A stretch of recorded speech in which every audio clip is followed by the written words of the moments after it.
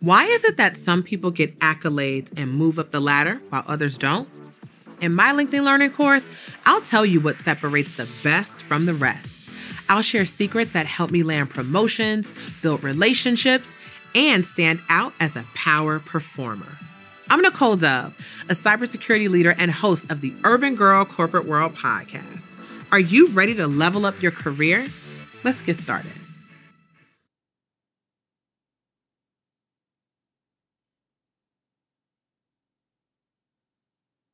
No matter what kind of work you do, excelling on the job is something that we all aspire to.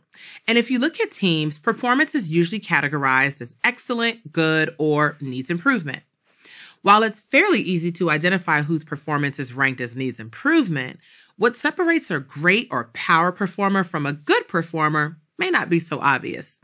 We'll look at two members of the same team and compare their performance habits. Renee and Bobby are both project managers working on the same team. Both of the projects they manage are on time with good results, but the updates they give their leaders are quite different. Bobby's updates show that he keeps a parking lot of open items and measures the completion rate of his project's tasks. Renee's updates are a little different. She starts with an overview of work that was completed since the previous update, what tasks are in process, and what items will be prioritized once this round of work is done. Instead of open items, Renee's parking lot lists risks to the overall project that she has identified, along with potential solutions that she's developing.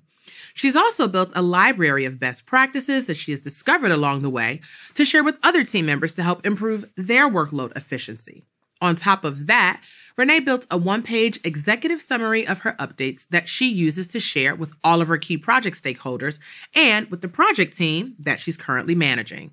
She checks in regularly with each member of her project team to make sure they feel supported and has adjusted her project roadmap to account for vacations and periods where the team she is working with may not be as available. It's easy to see that both Renee and Bobby are good performers, but it's clear that Renee's work habits go above and beyond just getting the job done on time with good quality. Renee puts in extra effort to make sure the work she and her team do is accounted for and recognized. She also identifies best practices that other teams can use and develops potential solutions to problems that she sees.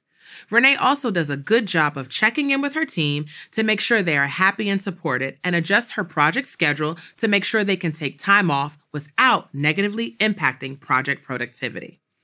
Renee, as well as other power performers, do the following well. They are intentional, are passionate, have purpose, can problem solve, and have people leadership.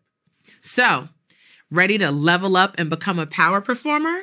Then stay tuned for the next video where we unpack what that journey looks like.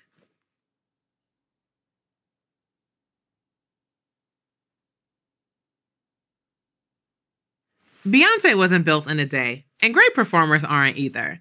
The level up from a good performer to a power performer is a journey, and that's exactly what this course is about. I'll walk you through the framework that I've used, tested, and perfected over the past 20 years. You can think of it as my own performance cheat sheet. It's helped me secure promotions, deliver on stretch assignments, and successfully navigate 3 major career changes. Let's take a look at the core components of my power performer framework. First, you'll start with understanding your personal why so that you can operate in purpose, on purpose, and develop your professional purpose statement. Then you'll take inventory of your strengths. Knowing what you're good at is key, so it's important that we highlight these early in the transformation journey. Next, we'll understand the 2 different types of managers and winning strategies for working and communicating effectively with each of them. After that, we'll discuss how to align your role with your manager's goals and the importance of identifying key focus areas for maximum relevance and impact. Professional currencies are important for your performance transformation journey, so we'll talk about both relationship currency and performance currency. And we'll wrap up with different ways to measure your work and why it's important to share your wins. I have to be honest, this journey isn't always an easy one. Changing habits is hard work. You won't get everything right every time, but those are the experiences that will create great learning opportunities and make this journey worth it. Some of my biggest wins started as unforeseen challenges. Start with your end goal in mind. Where do you want to be in 5 or 10 years? How do you want others to see you? What do you want people to say about you, your impact, and your work? If you kick this course off knowing where you want to land, you are much more likely to get there. Are you ready to be recognized as a power performer? I thought so. Let's get started.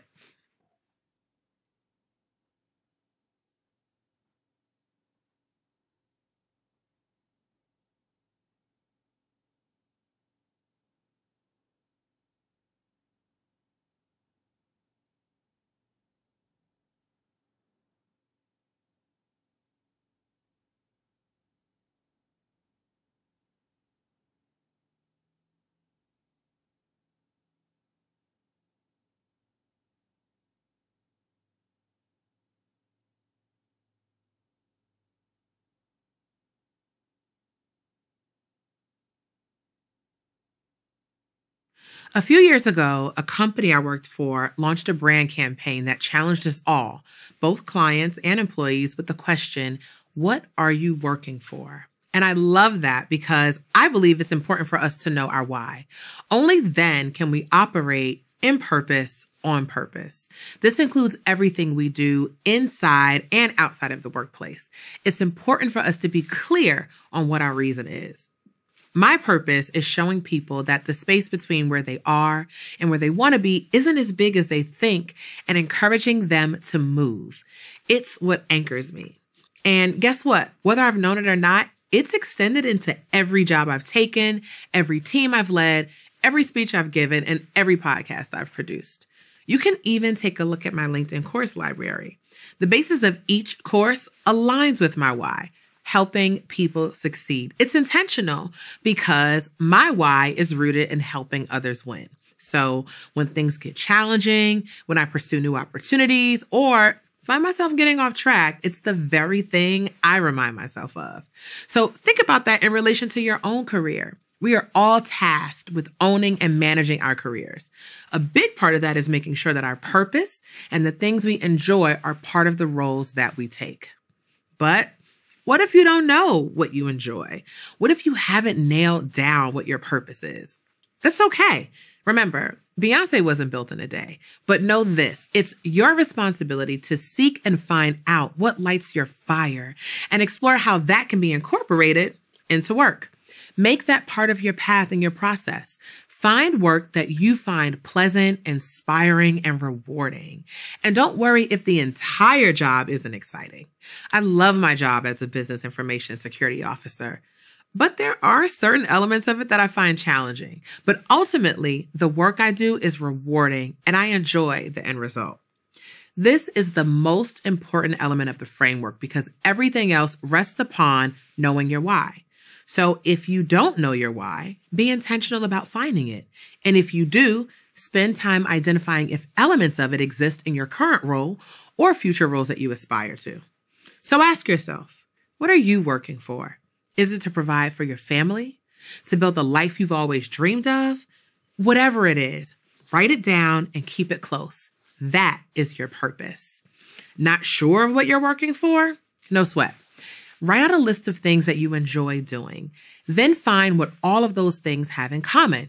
Is it helping people, creating something, sharing ideas? Whatever it is, take this time to really dig deep and find your purpose.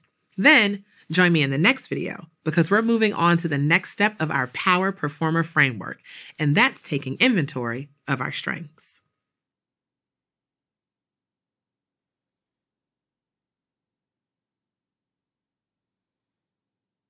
No matter who you are, there's something that you do well. And you may not know it offhand, but what are the things you're consistently praised for, asked to do, or requested to help others with? Those are likely your strengths. So far, you've identified your purpose, and now it's time to take inventory of what you're good at. On your road to becoming a power performer, understanding what you do well will allow you to identify opportunities and make contributions of value to your team. When I evaluate my own performance over my career, there were things that I did well even as a fairly new professional. No matter what team I was on, what role I had, or what company I worked for, I was praised and acknowledged for these behaviors and contributions. Here's my story. In my first job after college, I was a consultant with a Big Four accounting and consulting firm. And though my feedback wasn't always perfect, I got good feedback on my presentation skills. Clients, peers, and my team leads were always impressed with how I was able to present ideas in our engagement wrap-up meetings. I was clear, concise, and kept good eye contact. I knew my audience and catered my messaging appropriately. But there were other things that didn't come so naturally, skills that I actually had to build over time. For example, whenever I encountered a challenge, I would immediately defer to asking for help. My performance reviews highlighted this as an opportunity zone. Instead of defaulting to requesting help, I received feedback that I should seek answers on my own. Not that it would allow me to solve everything on my own, but it would cut down on the times I needed to escalate for support. So I took the feedback, and it was true. Many times, I didn't even have to bring in someone else to help me navigate challenges.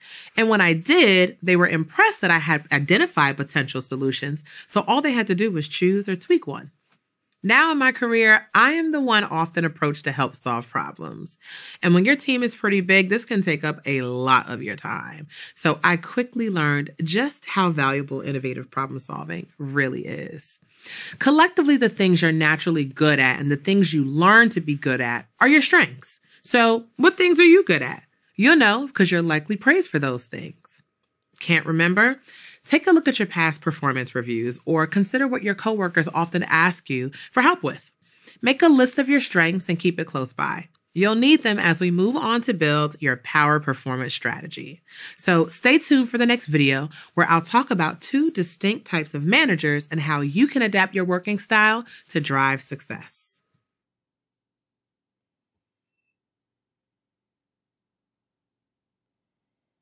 It's important to know what type of manager you have so you know how to build trust, collaborate, and communicate effectively. How well do you know your manager? Do you know what type of leader you have?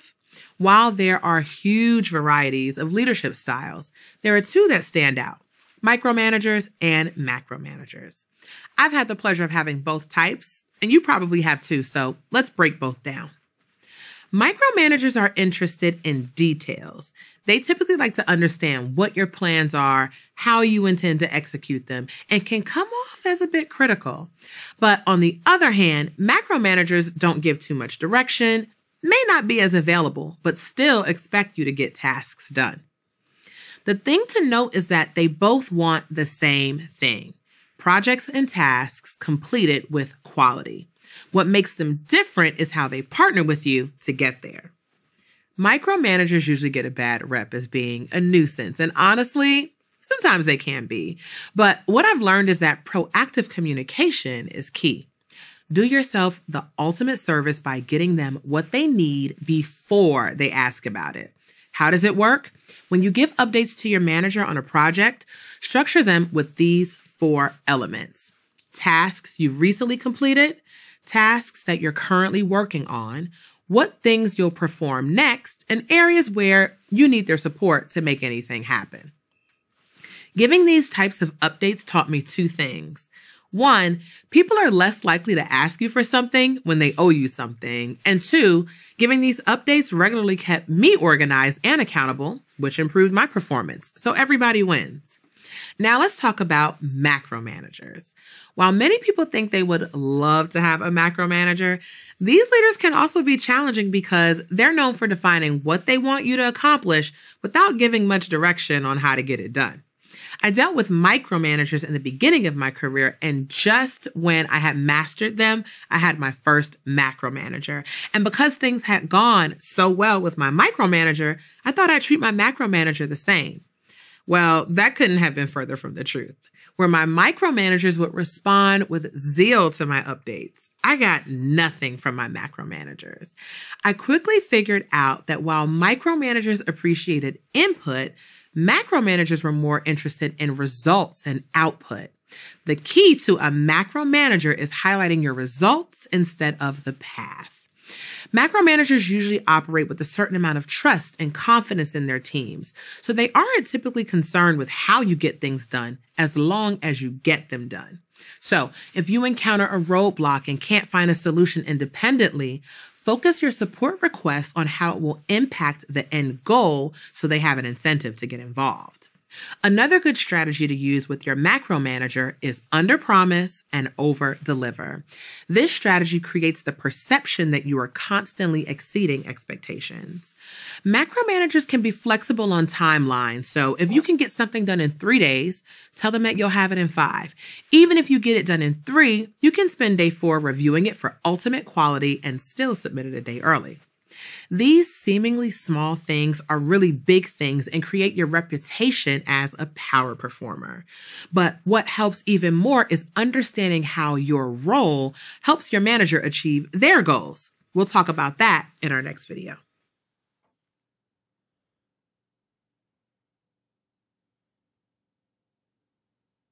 As you come up with your power performance plan, it's important to understand the relevance of each task or opportunity and whose lane it falls in. Don't be the person that says, "It's not my job." Although that may be true, power performance is not about doing what's on your job description. It's about having the perspective to understand what is needed and having the vision and talent to execute thoughtfully. Be mindful of where your role and your manager's role intersect. It's important because as a true power performer, you must consider what they are responsible for accomplishing. How familiar are you with your manager's priorities? If we look around, there are tons of things that can be improved, transformed, or completed, but we have to be intentional with what we do with our time because time is money. At the simplest level, our employers pay us money for our time. So we can either invest, spend, or waste that time. In order to determine which label each task or opportunity falls in, we have to consider the value it brings. Equally as important is the timing of your execution. For example, if your company is in cost-cutting mode, it may not be the right time to find a new technology or tool to invest in, even if a big project requires it. Instead, look at existing tools and tech your company already has and see if there's a similar tool that aligns with your manager or company's goals. That's a power performer move. Be intentional and careful about the timing of your suggestions because the right things at the wrong time are the wrong things. Ensure your suggestions line up with key areas that your manager and leaders are focused on. If you don't know what your leaders' top 3 focus areas are, ask them. So here's another question. Are you clear on how your role contributes to your boss's success? There are many ways that you can do this. Simply talking to your boss about their role, or you can find a copy of their job description, compare it with yours, and identify which of their goals your role is best positioned to help them achieve. Even if something is not your job, you may still be better suited to have the perspective, autonomy, and decision-making capability that others may not have. So don't shy away from the things that are not assigned to you, but are of value to your leader. Remember, your boss is the boss because they know what everyone needs to get done. And you having that much more insight positions you to be the ultimate power performer. Now that you've got the core elements of your power performance plan, let's hop to the next chapter and break down your power performance strategy.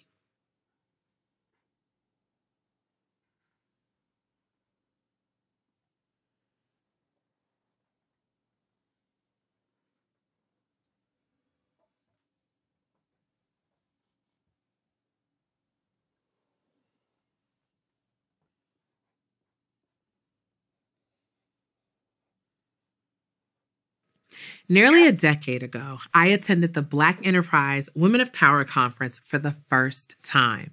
The company I worked for was a title sponsor, and I was so excited to be part of the first cohort of attendees.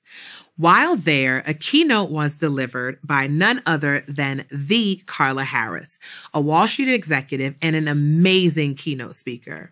And in her address, she talked about currencies, relationship currency, and performance currency. Hearing her words made me reflect on these 2 elements and how they can help or hinder one's career. Relationship currency is cultivated by building connections, not contacts, with people across your organization. Building relationships with people at work may seem a little clunky, and some of us have been told that we should just come to work to do our job so we can provide for our families. But think about it. We spend more waking hours with our coworkers than we do our own families. And if you travel for work often like me, your team is a big part of your day-to-day life. So why not build meaningful connections? Most people do business with people they like, people they trust, people they can count on. So identifying connectivity points goes a long way. As a Black woman who's worked in mostly male-dominated industries like investment banking and tech, I often thought it would be pretty impossible to build authentic connections with my teammates because I honestly couldn't imagine that we'd have anything in common. But I took a chance and shared my interests, what I did over the weekend, and things that I enjoyed. And I realized that I had more in common with people I worked with than I could ever imagine. Who knew that my team would have so many fellow bookworms, road cyclists, boaters, podcasters, musicians, foodies, and pilots? Having these points of connectivity created a foundation to invest in building relationships with the people I work with because my interest not only lies in the work we do, but the things we enjoy. Here are a few ways you can start building relationship currency. The next time you're having a meeting with a coworker, start with a casual conversation. Ask them what they did over the weekend. Do this before jumping into work content. You can also invite a coworker to lunch instead of talking about a project you're working on. Share a new hobby you find enjoyable or a new book you're reading and ask them the same. If your company uses collaboration tools that allow you to upload a profile photo, consider using a tasteful photo of you doing one of your favorite things. I've used cycling and aviation photos myself. Relationships are valuable because as you seek to power up your performance, you'll know who you can tap into for collaboration and partnership along the way. Relationship currency will give you access to resources such as knowledge, funds, access to decision makers that will help you execute your vision. Not only because they like you, but because they know what you can accomplish and oftentimes may offer a safety net along your performance journey. Relationship currency is powerful and necessary, but the truth is it can only get you so far. Here's where performance currency comes in. One of the things my flight instructor often reminds me of is that power and pitch are the two key components of performance. So it's important for us to be intentional about the work we do and the results we create.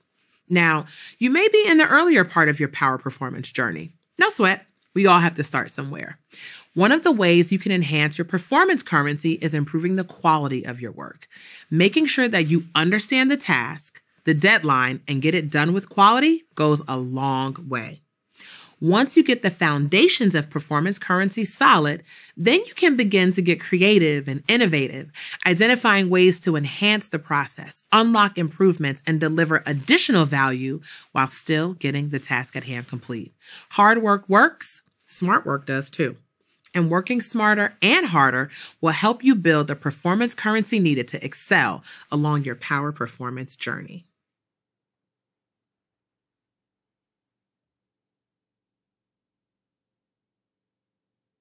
In 2014, I was a project manager working on a team that built, staffed, and managed international centers of excellence for a human capital management tech company all over the world. Specifically, I was working on a big multi-million-dollar project that built numerous teams in India, Philippines, Romania, and Brazil. And while building those teams, I uncovered a huge opportunity that would improve the time it took employees to ramp up their knowledge and increase productivity.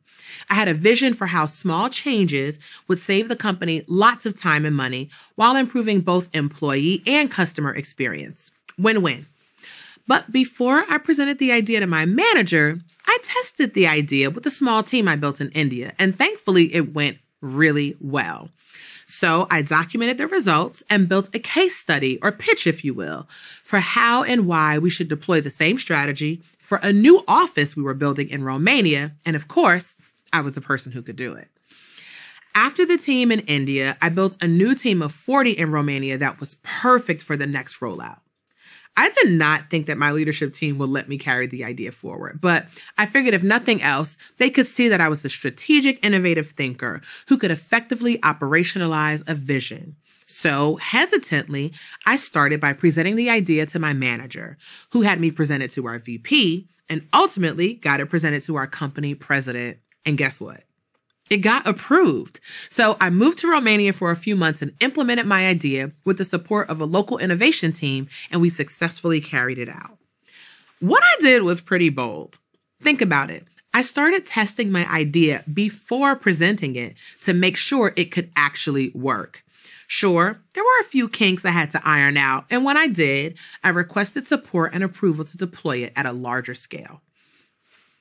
On one hand, I indirectly asked for forgiveness for piloting the idea, and within the same exchange, I directly asked for permission to deploy it at a larger scale.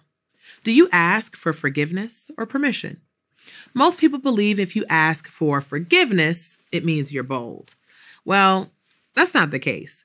Being a power performer is really what's bold. Why? An average performer simply seeks to complete the tasks assigned to them. But power performers look for opportunities to make an impact by driving innovation that yields improvements. So as you continue on your journey to power performance, here are some things to consider when identifying opportunities to be bold. First, what's your reputation? Are you a strong performer known to be reliable and deliver? Or are you working to build a new reputation through performance improvement? Again, it's not that one is better than the other, but being aware of this will help you determine your ideal approach. Secondly, evaluate the success of your bold idea. What impact will it have? And what level of effort will it take to roll out? Will you need a partner, other teams, or peers to transform your idea into reality? Next, if your idea does not work, what are the consequences? A small blip in the grand scheme? Or will it have a large negative effect? And who will it affect? Just you, your team, your department, or the entire company, customers, and end users? And last, is it worth it?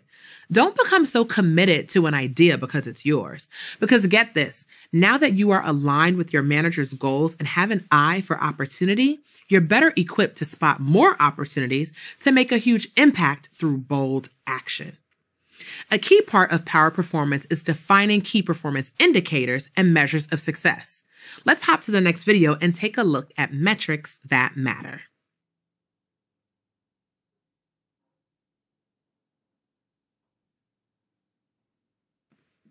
A wise man named Sean Carter once said, "Women lie, men lie, numbers don't." And it's true. You treasure what you measure. Think about it. Our performance is assessed on a numerical scale. Our salaries, numbers. Customer feedback typically comes as a score on a scale from 1 to 10.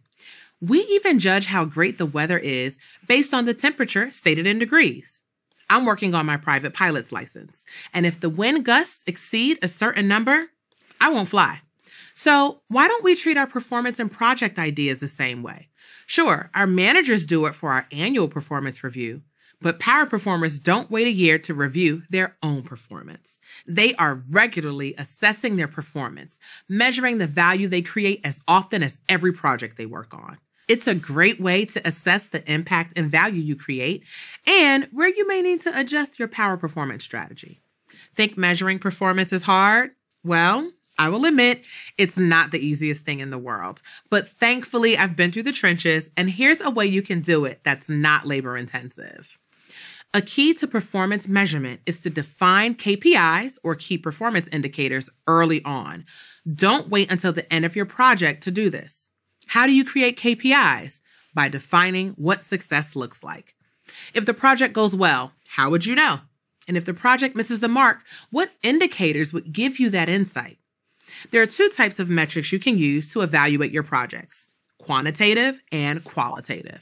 Some examples of quantitative measures would be time or dollars saved, number of items completed, or client retention rates.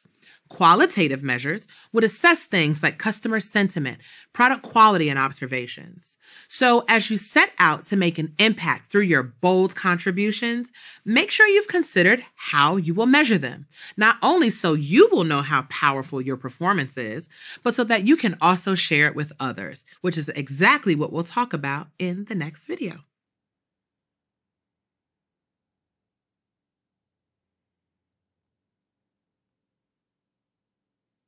You've built performance and relationship currencies. You know exactly when to be bold. You've measured the impact of your work, so now it's time to share those wins. Executing on this part of building your power performance strategy can feel a little awkward, and that's normal. No one wants to be the person on the team constantly bragging about all the great things they did, and in no way do I want you to be that person either. However, it is important that you showcase how you contributed to the team's success in a way that's encouraging, inspiring, and motivating to others. Let's start with the obvious. You should certainly update your resume with your newfound wins. But it's also key that you share those wins with the people you work with. So often we are told to do good work and keep our heads down, but I can promise you that no one is going to advocate for you like you can. So here are a few things to consider as you prepare to share your wins. First, know where you glow. Before you can share, you have to know what your wins are. Start by keeping an inventory of your accomplishments. It may sound elementary or obvious, but you'd be surprised at how useful this will be.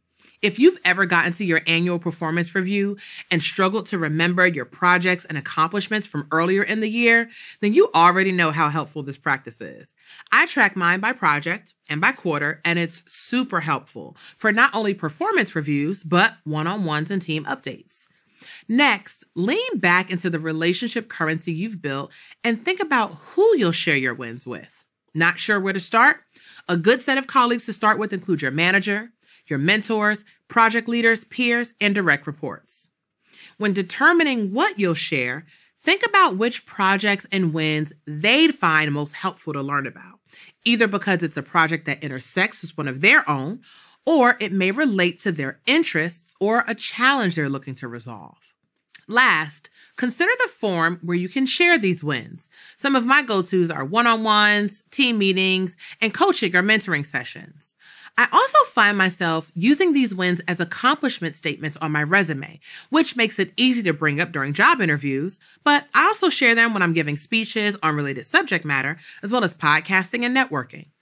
If a tree falls in the forest when no one is around, does it make a sound? I have no idea, but what I do know is that power performance deserves to be shared. Without it, the likelihood of others knowing all the amazing things you do is significantly low. Power performance isn't shared to boast or brag, but to inspire, to motivate, and find opportunities to collaborate, partner, and create even more magic on your team. So don't be shy. Get out there and share those wins.